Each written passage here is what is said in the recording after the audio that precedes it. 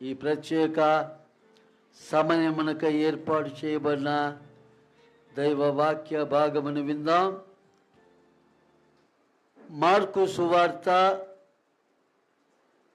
13వ అధ్యాయం 32వ వచనము నుండి 37వ వచనం వరకు కలిగిన భాగాన్ని సహోదరి శారమ్మ గారు చదివి వినిపిస్తారు.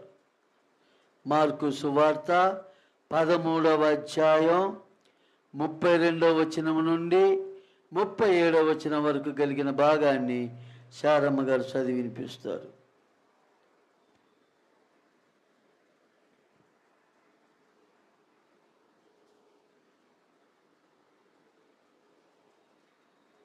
దేవుని నామానికి మహిమ కలుగును గాక. నేటి దినం కొరకై ఏర్పాటు చేయబడిన దైవవాక్య భాగము మార్కు సువార్త 13వ అధ్యాయము 32వ వచనం నుండి 37 వచనాలు చదువుకుందాం. ఆ దినమును గూర్చియు ఆ గడియను గూర్చియు తండ్రి తప్ప ఏ మనుష్యుడైనను పరలోకమందలి దూతలైనను కుమారుడైనను ఎరుగరు. జాగ్రత్త పడుడి, మెలకువగా నుండి ప్రార్థన చేయుడి. ఆ కాలం ఎప్పుడు వచ్చునో మీకు తెలియదు. ఒక మనుష్యుడు తన దాసులకు అధికారం ఇచ్చి ప్రతి వానికి వాని పని నియమించి మెలకువగా నుండుమని ద్వారపాలకునికి ఆజ్ఞాపించి ఇల్లు విడిచి దేశాంతరం పోయినట్టే ఆ కాలము ఉండును. ఇంటి యజమానుడు ప్రొద్దుగుంకి వచ్చునో, అర్ధరాత్రి వచ్చునో, కోడి కూయునప్పుడు వచ్చునో, తెల్లవారునప్పుడు వచ్చునో, ఎప్పుడు వచ్చునో మీకు తెలియదు. ఆయన అకస్మాత్తుగా వచ్చి మీరు నిద్రపోవుచుండుట చూచునేమో గనుక మీరు మెలకువగా నుండుడి. నేను మీతో చెప్పునది అందరితోనూ చెప్పుచున్నాను, మెలకువగా నుండుడనెను. దేవుడి పరిశుద్ధ వాక్య భాగమును మన వినికిడిలో దీవించునుగాక. ఆమేన్.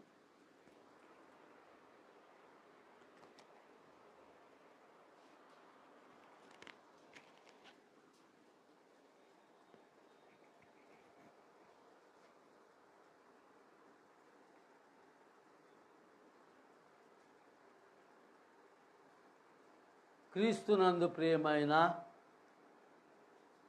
దేవుని బిడ్డలారా, యేసు క్రీస్తు ప్రభు యొక్క ప్రశస్త నామమున మీకందరికీ సోల్ మినిస్ట్రీస్ తరపున శుభాశిష్యులు తెలియజేస్తూ ఉన్నాం. ఈ ప్రత్యేక సమయంలో దేవుని వాక్యమును వినుటకు దేవుడు అనుగ్రహించిన ఈ మంచి తరుణమును బట్టి మనమందరము దేవునికి స్తోత్రములు చెల్లించవలసిన వారమై ఉన్నాం. చదవబడినటువంటి వాక్య భాగమును మనము గమనించినట్లయితే, ఇంటి యజమానుడు ప్రొద్దుగుంకి వచ్చునో, అర్ధరాత్రి వచ్చునో, కోడి కూయక మునుపు వచ్చునో, తెల్లవారునప్పుడు వచ్చునో, ఎప్పుడు వచ్చునో మీకు తెలియదు. ఆయన అకస్మాత్తుగా వచ్చి మీరు నిద్రపోవచ్చుట చూచిన గనుక మీరు మెలకువగా నుండుడి.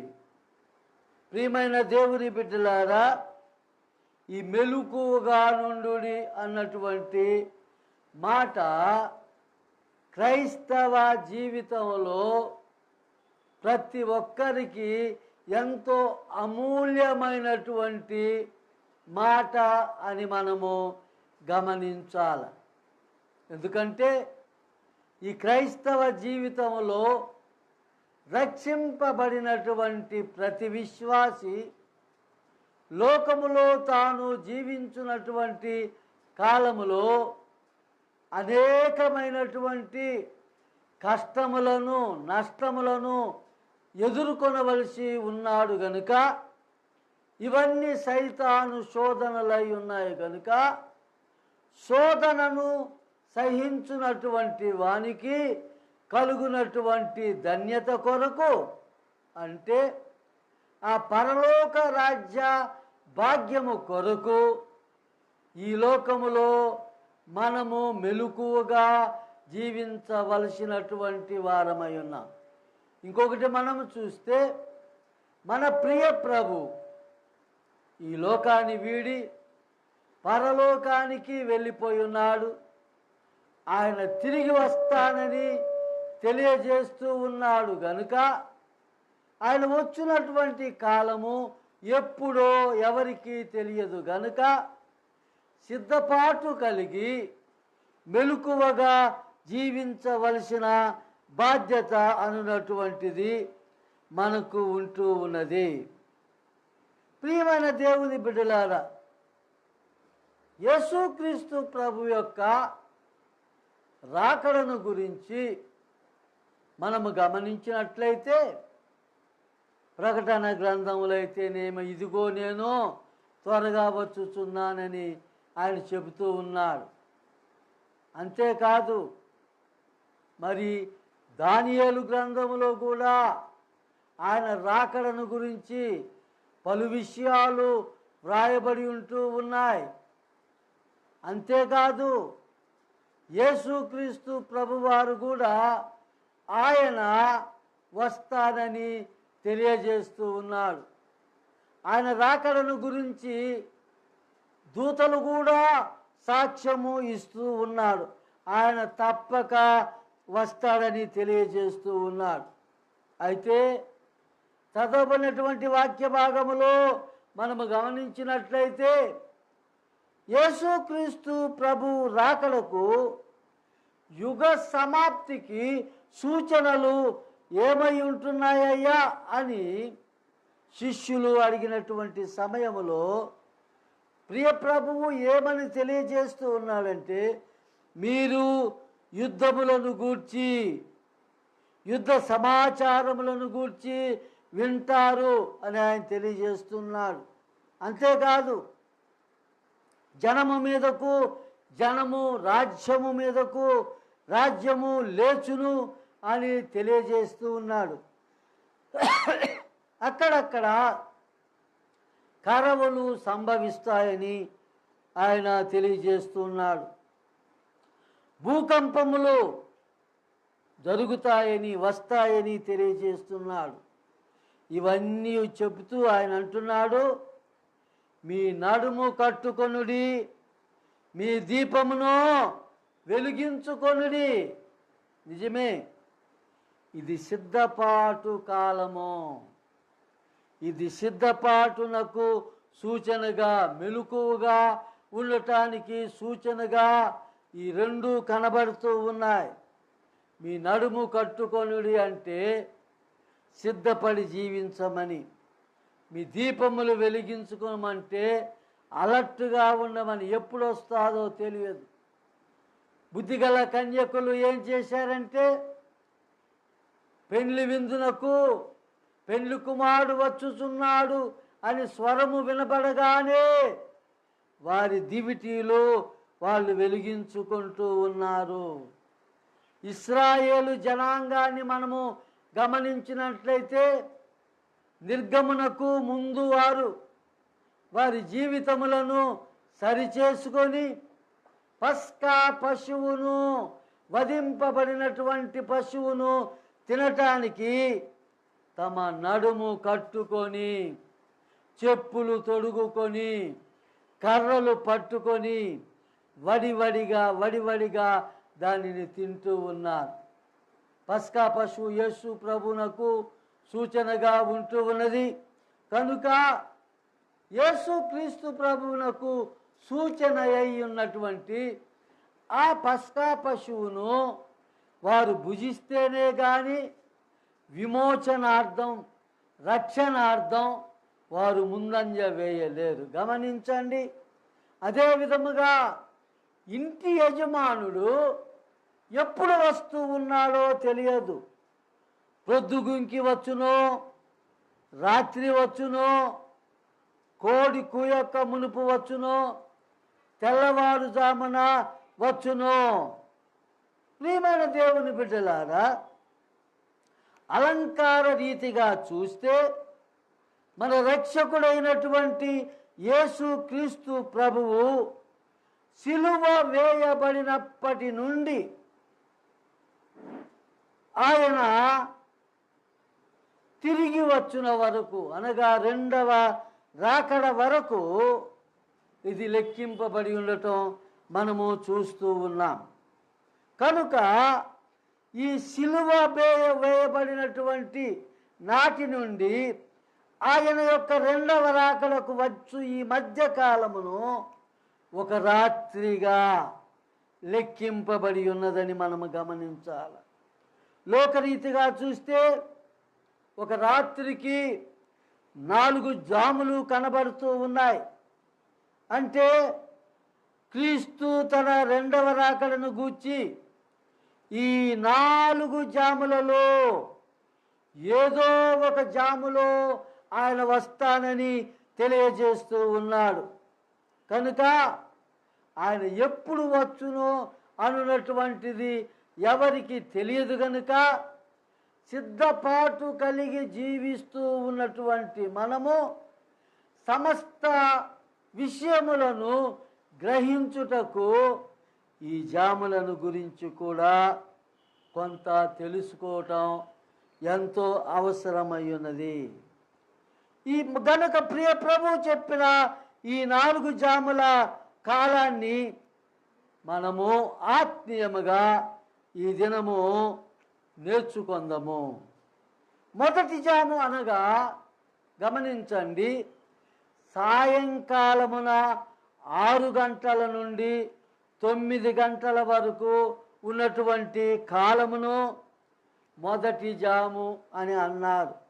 దీనినే ప్రభు ఏమని చెప్తున్నాడంటే ప్రొద్దు గుంకు వేళ అని ఆయన అంటూ ఉన్నాడు. ఆత్మీయముగా చూస్తే ఇది అపోస్తుల యొక్క కాలమని మనము చెప్పుకొనవచ్చు. అపోస్తుల కాలం ఇది. డొమేషియన్ చక్రవర్తుల కాలములో క్రైస్తవులకు భయంకరమైనటువంటి హింసలు వ్యాపించినాయండి. కానీ పరిశుద్ధాత్మ శక్తితే వారు ఎక్కువగా ఆధ్యాత్మికముగా వాక్యములో ఎదిగినటువంటి వారై వారు బోధింప మొదలు పెడుతూ ఉన్నారు.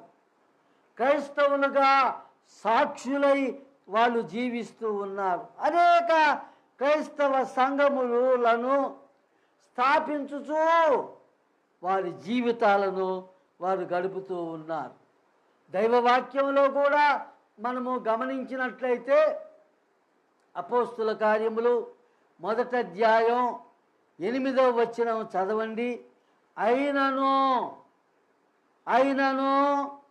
పరిశుద్ధాత్మ పెద్దగమ్మ మీ మీదకు వచ్చినప్పుడు మీరు శక్తి నందెదరు గనుక మీరు యెరూషలేములోను యూదయ సమరయ దేశములందంతటను భూదిగంతముల వరకు నాకు సాక్షులయ్యుందురని వారితో చెప్పెను. యేసుక్రీస్తు ప్రభువారు పరమునకు కొనిపోబడుచున్న సమయములో ప్రత్యేకంగా శిష్యులను ఉద్దేశించి చెప్పినటువంటి మాటలు. 3.5 సంవత్సరము వారితో జీవించాడు ప్రభు. ఇప్పుడు ఆయన పరమునకు కొనిపోబడుచు ఉన్నప్పుడు దుఃఖముఖులై వారు జీవిస్తూ ఉన్నటువంటి సమయములో వారి యొక్క బాధ్యతను దేవుడు అప్పగిస్తూ ఉన్నాడు. సర్వలోకమునకు వెళ్ళి సర్వ సృష్టికి సువార్త ప్రకటించమన్నాడు. మంచిదే. ఈ సువార్త ప్రకటించాలంటే ఇది చిన్న విషయం కాదు. పరిశుద్ధాత్మ శక్తి ద్వారా వారు ముందంజ వేసినప్పుడే ఈ విధమైనటువంటి సువార్తను ప్రకటించి లోకములో కలుగునటువంటి కష్ట నష్టములను ఎదుర్కొని ఈ పోరాటములో వీరు ముందంజ వేయగలిగినటువంటి వారై ఉంటారు. కానీ తమ స్వశక్తి మీద ఆధారపడితే వారు జీవించలేరు, దేవుని కొరకు సాక్షులై నిలబడలేరు. కనుక భూదిగంతములకు వెళ్ళి ఆయన కొరకు సాక్ష్యం ఇవ్వాలి అంటే వారు పరిశుద్ధాత్మతో నింపబడినటువంటి వారిగా ఉండాలి. అందువల్లనే యేసుక్రీస్తు ప్రభు పైకి వెళ్ళిపోయిన తరువాత, ఆరోహణమైన తరువాత పరిశుద్ధాత్మ వారి మీద కృమ్మరింపబడుతూ ఉంది. వారు భాషలతో మాట్లాడుతూ ఉన్నారు. వారి యొక్క భాషలతో మాట్లాడిన సమయములో అనేకులు చుట్టుప్రక్కల వారు చూస్తూ ఉన్నారు. ఇదంతయో క్రైస్తవ జీవనానికి ఒక సాక్ష్యముగా ఉంటూ ఉన్నది. ఇంత జరిగినప్పటికీ, అనేక సంఘాలు స్థాపింపబడినప్పటికీ, అనేకులు బాప్తిస్మము తీసుకొని రక్షింపబడినప్పటికీ 3000 మంది కూడా మరి పేతురు ద్వారా బాప్తిస్మం తీసుకుంటూ ఉన్నారు. ఇదంతా జరిగినప్పటికీ యేసుక్రీస్తు ప్రభువారు మొదటి జాములో ఆయన రాలేదండి. కనుకనే క్రీస్తునందు ప్రియమైన దేవుని బిడ్డలారా, ఈ మొదటి జాములో ఆయన కొరకు కష్టములను నష్టములను అనుభవించి సాక్షులై జీవించినటువంటి మన పితరులను, ఆది క్రైస్తవులను మనము జ్ఞాపకము చేసుకొని జీవించవలసినటువంటి వారమై ఉన్నాం. మొదటి జాములో ఆయన రాల. మళ్ళా జ్ఞాపకం చేస్తాను. మొదటి జాము సాయంకాలము 6 గంటల నుండి 9 గంటల వరకు ఆయన రాలేదు ఈ జాములో. మరి రెండవ జామును మనము విచారించుదాము. రెండవ జాము అనగా రాత్రి 9 గంటల నుండి 12 గంటల వరకు ఉన్నటువంటి వ్యవధిని రెండవ జాము అన్నారు. దీనిని అంధకార యుగము అని కూడా చెప్పవచ్చును. దీనినే ప్రభువు అర్ధరాత్రి వేళ అని ఆయన పేరు పెడతా ఉన్నారు. ఇది అంధకార యుగము. ఈ అర్ధరాత్రి వేళ, ఈ కాలములో మనము కానీ గమనించినట్లయితే ప్రపంచాన్ని అంతటిని పోపులు పరిపాలిస్తూ ఉన్నటువంటి కాలం, విగ్రహారాధనతో నింపబడినటువంటి కాలం. రోమా సంఘమును మనము గమనించినట్లయితే నిరంకుశ పరిపాలన వారు గావిస్తూ, పోపుల పరిపాలనలో విడిగా వారు అధర్మ ప్రవర్తన, ఈ పోపులు సంఘాలలో అధర్మ ప్రవర్తన జరిగిస్తూ ఉన్నటువంటి కాలం. దేవుని గ్రంథమును వారు తారుమారు చేశారండి. చాలా దుస్థితికరమైనటువంటి విషయాలు ఆనాడు జరుగుతూ ఉన్నాయి. అంతేకాకుండా వారి పరిపాలనలో గమనిస్తే పాప పరిహార పత్రాలు, పాప క్షమాపణ పత్రాలు అనున్నటువంటివి వారి ద్వారా వెలువడ్డాయి ఆ కాలంలో. ఇది ఎందుకు అనంటే, ఎవరైనా పాపము చేసినప్పుడు మనం ఎక్కడికి పోతామండి? పాపము చేసి దేవుని సన్నిధానానికి పోయి, పాపినయ్యా నన్ను క్షమించుమని అడిగితేనే మన పాపములో క్షమించబడతాయి. దైవ గ్రంథము కూడా ఆ విధంగానే బోధిస్తూ ఉన్నది. కానీ ఈ పోపుల పరిపాలన కాలములో మనము కానీ గమనిస్తే, పాపులైనటువంటి వారు మొట్టమొదట ఆ యొక్క పోపుల చెవిలో చెప్పుకోవాలి. ఆ యొక్క వారి యొక్క కాపర్ల చెవిలో చెప్పుకోవాలి. గమనించండి, ఆ విధంగా చెవిలో చెప్పుకుంటే ఆయన మీ పాపములో క్షమించబడి ఉన్నవి అని చేస్తే పాపములో పరిహరింపబడినట్లేనంట. అందువలనే నాటి కాలంలో మరి ప్రత్యేకంగా ఈ చెవిలో చెప్పటానికి వీరు ఒక తట్టు కూర్చొని ఉంటారు, యువతల తట్టు తెరవేయబడి ఉంటుంది. తెర యువతల నిలబడి వారి యొక్క పాపములు చెప్తే మరి ఆ బిషప్ గారు వాళ్ళందరూ ఏమని చెప్తారంటే మీ పాపములో క్షమించబడి ఉన్నాయి అని తెలియజేస్తూ ఉంటారు. దైవ గ్రంథములు ఆ విధంగా లేదు. అంటే దేవుని గ్రంథమును వీరు తారుమారు చేసి పరిపాలిస్తూ ఉన్నటువంటి సంఘమును పరిపాలిస్తూ ఉన్నటువంటి కాలం. కొద్ది దినములైన తరువాత డబ్బు ఎంతో అవసరమయ్యుండి దేవాలయ నిర్మాణము కొరకు వాళ్ళు ఏం చేశారు అనంటే పాప పరిహారార్థ పత్రములను, పాప క్షమాపణ పత్రములను వాళ్ళు ప్రజలకు ఇస్తూ ఉన్నారు. ఎవరైనా తప్పిదము చేశారనుకోండి, వారికి కొంత డబ్బు, ఒక 500 అనుకుందాం, ఒక 500 అనుకుందాం. ఈ 500 ఇచ్చి ఆ పత్రం తీసుకుని పోతే వారి పాపము పరిహరింపబడినట్టు లెక్క. లేకపోతే ఇంకొక భయంకరమైనటువంటి తప్పు, వ్యభిచారమో ఇంకోటి ఏదో చేశారనుకోండి, ఒక 1000 రూపాయలు కానీ కడితే వారికి ఆ పాప పరిహారార్థము, పాప క్షమాపణ పత్రము ఇవ్వబడుతూ ఉన్నది. ప్రియమైన దేవుని బిడ్డలారా, ఇదంతా ఈ రెండవ జాము సమయములో సంభవించినటువంటి విషయాలు. అంతేకాదు, ఈ కాలములో మనము కానీ గమనిస్తే హేరోదు అనబడినటువంటి హెన్రీ ది 8th అన్నటువంటి ఆయన 8వ హెన్రీ, ఆయన యొక్క కుమార్తె అయిన మేరీ, ఆమె పరిపాలించు కాలములో క్రైస్తవులకు హింసలు ఎక్కువగా ప్రారంభమైనాయి. అందువల్లనే ఇది అంధకార యుగము అని చెప్పబడుతూ ఉంది. ఈ యుగములో మనము గమనిస్తే టింపెల్ అన్నటువంటి దైవ భక్తుడు, ఆయన ఒక పండితుడయ్యుండి బైబిలును తర్జమా చేస్తూ ఉన్నాడు.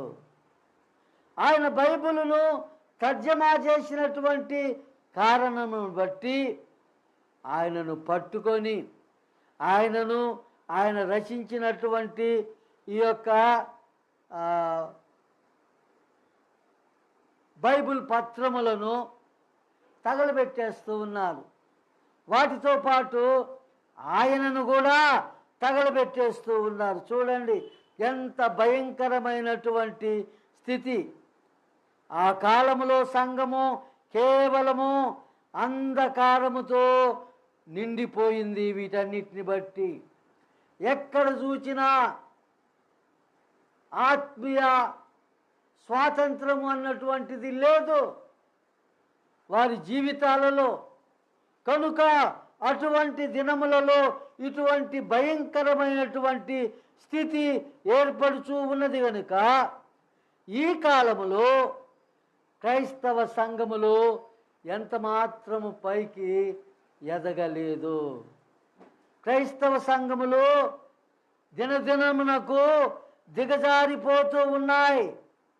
వారి యొక్క జీవితాలలో ఏ కష్టం వచ్చి ఎట్నుండి వచ్చి పడుతుందో అని భయముతో దాగుకొనవలసినటువంటి దినములు నాటి దినములు. అటువంటి దినములలో కూడా కొంతమంది ఆత్మీయ బిడ్డలు దేవుని కొరకు నిలబడి ఉన్నారు. ప్రియమైన దేవుని బిడ్డలారా, అటువంటి ఆత్మీయ బిడ్డలను ఈ రెండవ కాలములో జాములో జరిగిన విషయములను మనము జ్ఞాపకము చేసుకుంటూ మన జీవితాలను ఆత్మీయముగా ఈ విధంగా మన జీవితములను లేకుండా మనకు చేసినటువంటి దేవాతి దేవునికి స్తోత్రములు చెల్లిస్తూ మనము ఎదగవలసినటువంటి వారమై ఉన్నాం. అంతేగాని రెండవ జామున కూడా ఆయన ఈ లోకమునకు రాలేదండి. ఇక మూడవ జాము మనం గమనించినట్లయితే గమనించండి, మధ్యరాత్రి 12 గంటల నుండి ఉదయం 3 గంటల వరకు ఉన్నటువంటి కాలాన్ని 3వ జాము అని అన్నారు. ఇది కోడి కూయినటువంటి కాలము. దీనిని మనము గమనించినట్లయితే రిఫర్మేషన్ టైం ఇది, అనగా మత దిద్దుబాటు, మత సంస్కరణ ఈ 3వ జాములో వస్తూ ఉన్నదండి. అనేక మంది నూతన చక్రవర్తులు వారు దేశమును పరిపాలిస్తూ ఉన్నారు. వాళ్ళంతా క్రైస్తవులై ఉన్నారు. దేవునికి స్తోత్రం, హల్లెలూయా.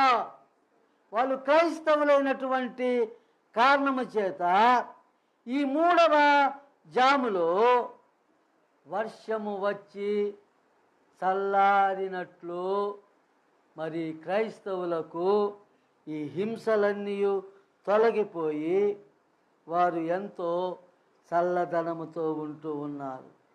కానీ సంఘములో మాత్రం మనము గమనించినట్లయితే దురాచారములు అన్నటువంటివి అట్నే ఉంటున్నాయండి. ఈ దురాచారాలు అట్లే ఉండి సంఘము ఈ విధముగా తగ్గిపోయి ఉంటూ ఉన్నటువంటి ఆ దినములో ఆ సంఘము ఏ విధముగానైనానో క్రైస్తవ రాజులు చక్రవర్తులు పరిపాలిస్తున్నటువంటి దినములలోనే దీనిని బాగు చేసుకోవాలి అన్నటువంటి కంకణము గట్టినటువంటి వారు కొందరు ఉంటూ ఉన్నారు. వారెవరంటే మార్టిన్ లూథర్,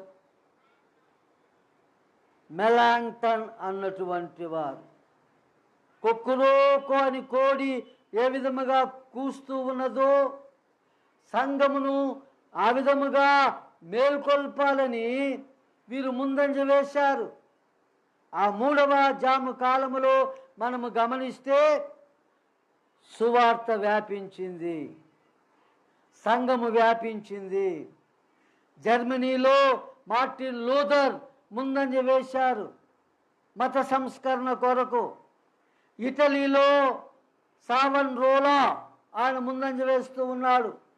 ఇంగ్లాండ్లో జాన్ విక్లిఫ్ అన్నటువంటి ఆయన మరి ఈ మత సంస్కరణ కొరకు ముందంజ వేస్తూ ఉన్నాడు. స్కాట్లాండ్లో జాన్ నాక్స్ అన్నటువంటి ఆయన ముందంజ వేస్తూ ఉన్నాడు. ఫ్రాన్స్లో కాల్విన్ మొదలైన మత సంస్కరణ కర్తలు నాటి కాలములో ఎంతో ముందంజ వేసి వారు దేవుని యొక్క వాక్యమును క్షుణ్ణముగా బోధించుట ద్వారా రోమన్ క్యాథోలిక్ వారి ద్వారా జరుగుతూ ఉన్నటువంటి ఈ చెడు కార్యములను వారు అడ్డుకొనుట ద్వారా ఆ కాలములో మరి క్రైస్తవత్వము ఎక్కువగా ప్రబలిపోయిందండి.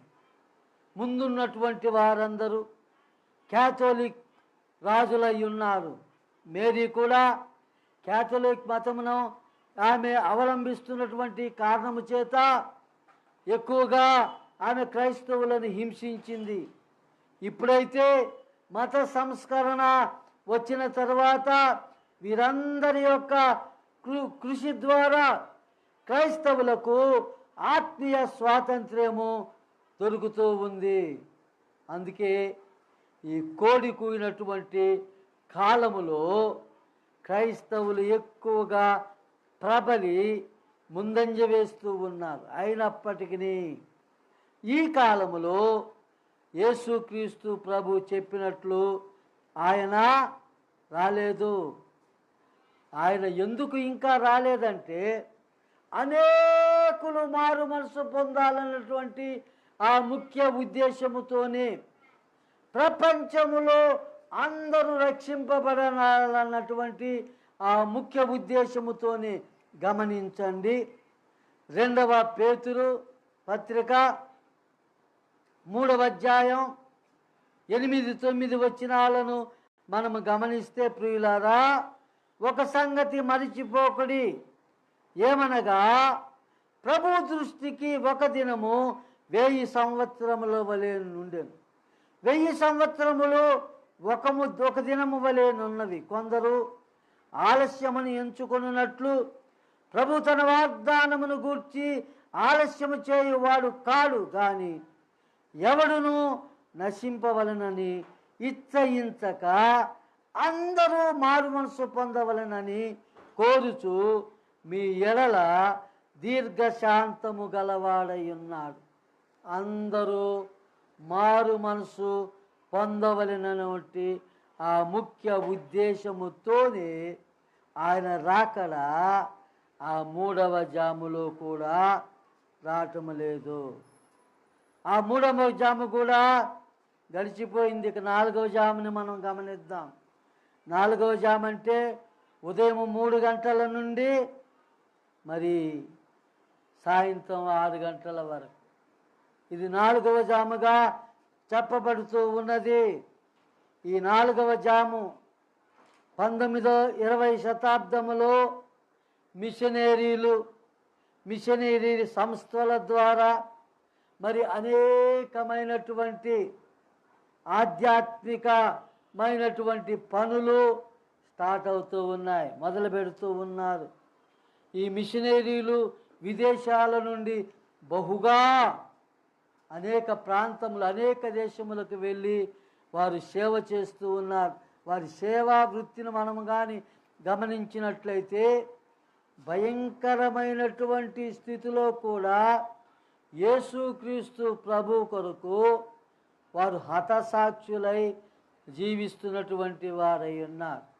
చిన్న ఉదాహరణ మనం చెప్పుకోవాలంటే మరి ఫిలిప్ అనున్నటువంటి భక్తుడు ఆయన ఒరిస్సా దేశములో ప్రత్యేకంగా కాల్చివేయబడ్డాడు. అనేకులు చంపబడ్డారు. ఏది ఏమైనప్పటికీ వీరందరూ దేవుని కొరకు నిలబడినటువంటి వారిగా కనబడుతూ ఉన్నారు. తెల్లవారిన ఈ కాలములో మనము మేల్కొని రాయనయ్యున్నటువంటి ప్రభు కొరకు మన మిషనరీ చూపినటువంటి ఈ మార్గములలో, మన పితరులు చూపినటువంటి ఈ మార్గములలో ముందంజ వేయవలసినటువంటి వారమై ఉన్నాం.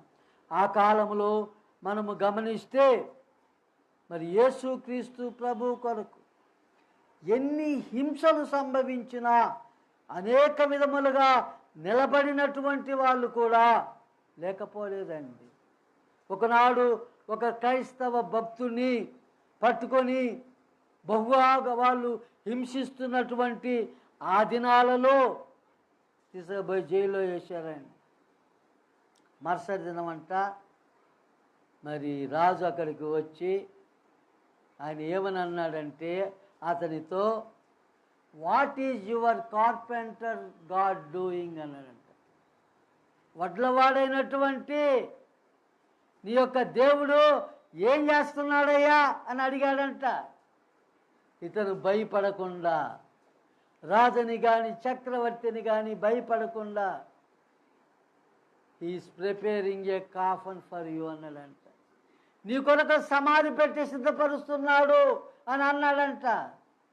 ఆయనకు కోపము వచ్చి వీని తీసుకొని వెళ్ళి తల నరికేయండిరా అని చెప్పి ఆజ్ఞ ఇచ్చినప్పుడు ఆ మరుసటి దినము తీసుకొని వెళ్తూ ఉంటే గమనించండి, చనిపోయినటువంటి రాజును శవపేటికలో పెట్టుకొని తీసుకొని వస్తూ ఉన్నారు. ప్రియమైన దేవుని బిడ్డలారా, నిజముగా దేవుని కొరకు నిలబడినటువంటి వాళ్ళు అనేకులున్నారు.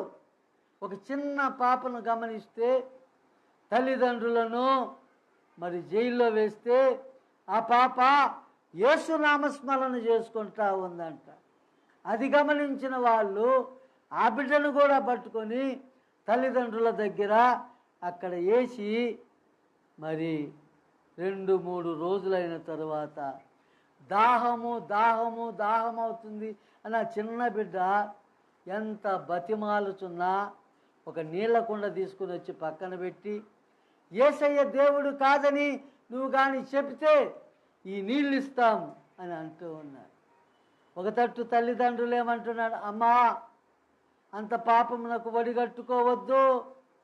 మన యేసయ్య నిజమైన రక్షకుడు అని వాళ్ళు చెబుతూ ఉన్నారు. ఒకవేళ మనము చనిపోయినప్పటికీ పర్వాలేదు, కానీ ఆ నీళ్లు మనకు వద్దమ్మా అని చెబితే ఆ బిడ్డ యేసు దేవుడు, యేసు దేవుడు, యేసు దేవుడు అని చెప్పుకుంటూ ఆ దాహముతోనే మరణించి ఉన్నదంట. చూడండి, అంత భయంకరమైనటువంటి దినములలో కూడా యేసు క్రీస్తు ప్రభు సువార్త ఆ విధముగా ప్రబలి ఉన్నది కనుక మనము మొదటి 2, 3 జాములలో ఉన్నటువంటి పితరులను, క్రైస్తవులను జ్ఞాపకము చేసుకోవలసినటువంటి వారమై ఉన్నాం. అంతేకాదు ఈ 19, 20 శతాబ్దములో మన వద్దకు వచ్చినటువంటి మిషనరీలు వారు చేసినటువంటి సేవ, దీనంతటిని మనము జ్ఞప్తికి తెచ్చుకొని మనకు లభించినటువంటి ఆత్మీయ స్వతంత్రాన్ని, క్రీస్తు మిమ్ములను స్వతంత్రులుగా చేస్తేనే కానీ మీరు నిజముగా స్వతంత్రులయ్యుందురు.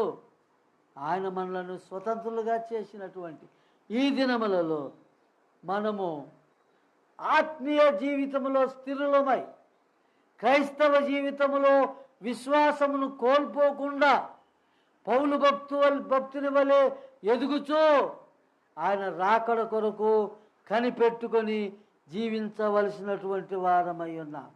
మత్తయి సువార్త 24వ అధ్యాయం చూడండి.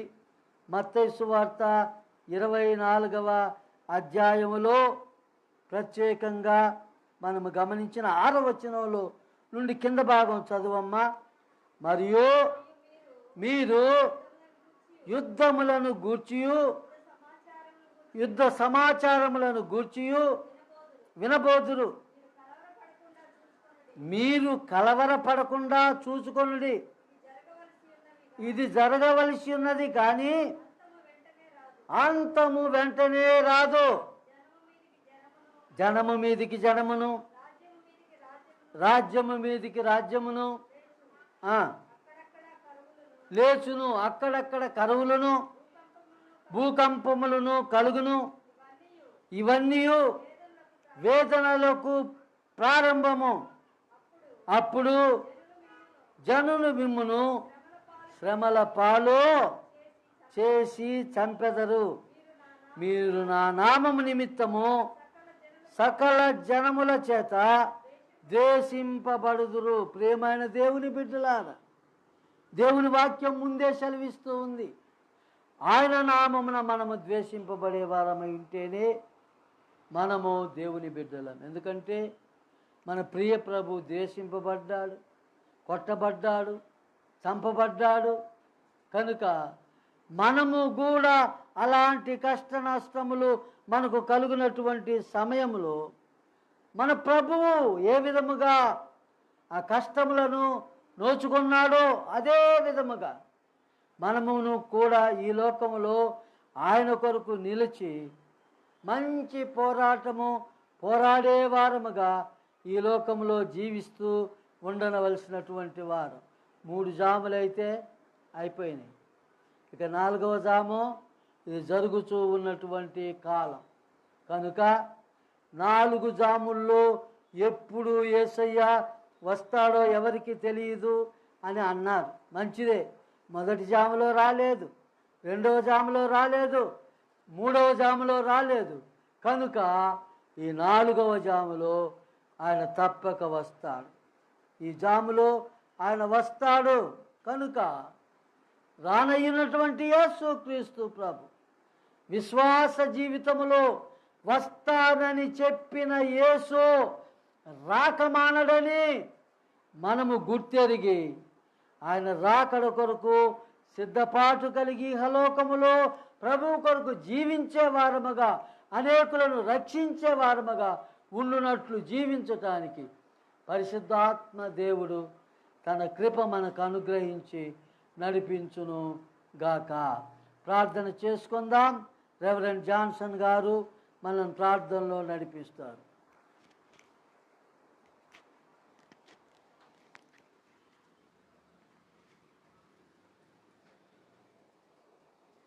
ప్రార్థన చేసుకుందాం. పరిశుద్ధుడు పరిశుద్ధుడు పరిశుద్ధుడు అంటూ నిత్యము దూతలతో కొనియాడబడుచున్న మా ప్రియ పరలోకపు తండ్రి, మహోన్నతుడా, పరిశుద్ధుడా, యేసయ్యా మీకు వందనములు తండ్రి. అయా తండ్రి నాయన, ఈ దినము శుభదినముగా మేము మీ పాద సన్నిధానములో విమోచన వర్షిప్ సెంటర్ ద్వారా ఈ లైవ్ కార్యక్రమమును నాయన జరిగించటానికి మీ కృప చూపించినందుకు వందనాలు. అయా తండ్రి, ఈ లైవ్ కార్యక్రమము నాయన ఎవరెవరైతే వీక్షిస్తూ ఉన్నారో ప్రభా, వారందరినీ మీరు ఆశీర్వదించి దీవించి అయా ఆత్మీయ బలమును, ఆత్మీయ శక్తిని, ఆత్మానందమును మీరు కలిగించుచున్నందుకు మీకు కృతజ్ఞతాస్తుతులు చెల్లిస్తూ ఉన్నాం. మీ రాకడ సమీపమై ఉన్నది ప్రభువా.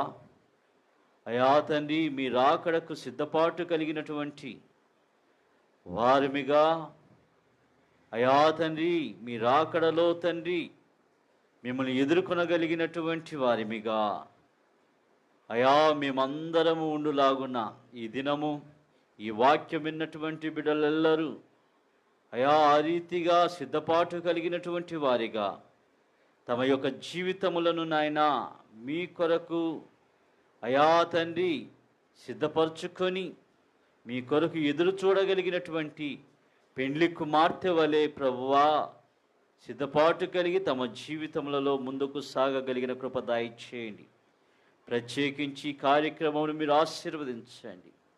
అయా తండ్రి నాయన, విమోచన వర్షిప్ సెంటర్ అయా నడిపిస్తున్నటువంటి అయా బిషప్ లేవి గారిని మీ దీవెనలతో నింపండి. వారి పరిచర్యను మీ దీవెనలతో నింపండి. వారి కుటుంబాన్ని మీ ఆశీర్వాదములతోనైనా నింపి నడిపించండి.